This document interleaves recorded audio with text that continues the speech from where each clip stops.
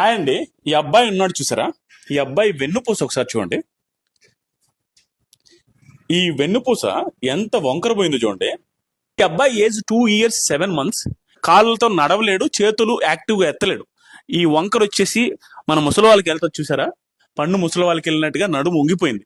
ఈ బిడ్డ వీళ్ళ కొడుకు కొన్ని రోజుల్లో చనిపోయే అవకాశం కూడా ఉంది.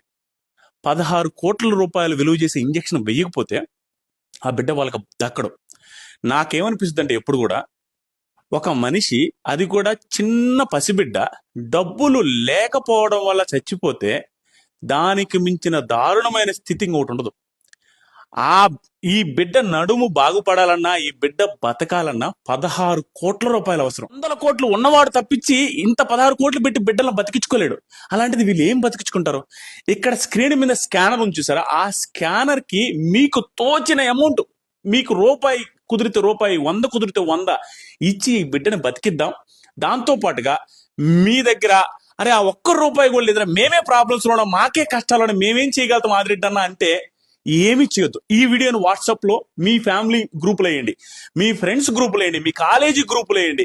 అండ్ ఈ వీడియోని నీకున్న 10 మంది ఇన్స్టాగ్రామ్ ఫాలోవర్స్ కైనా నీ స్టోరీ పెట్టు, అన్నిట్లో షేర్ చేయి. నీకు తెలిసిన ప్రతి ఒక్కరికి ఈ వీడియో పంపించు.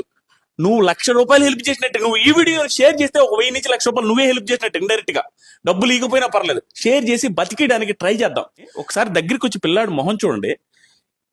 పసి బిడ్డ, ఆ బిడ్డకి బాగలేదు, ఆ బిడ్డ పరిస్థితి రేపన్న రోజు ఆ బిడ్డ ఎలా ఉంటుందో, ఆ బిడ్డ బతుకు ఎలా ఉంటుందో తెలియని స్థితిలో ఉంటే, ఆ బిడ్డకి ఏ జబ్బు వచ్చిందో ఆ బిడ్డ పరిస్థితి ఆ బిడ్డకే తెలియదు.